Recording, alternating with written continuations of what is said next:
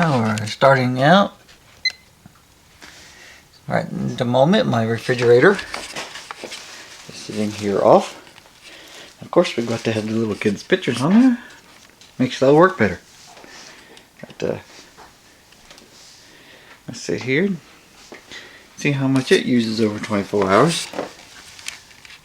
And of course, my receptacles are upside down. House was built in 1969.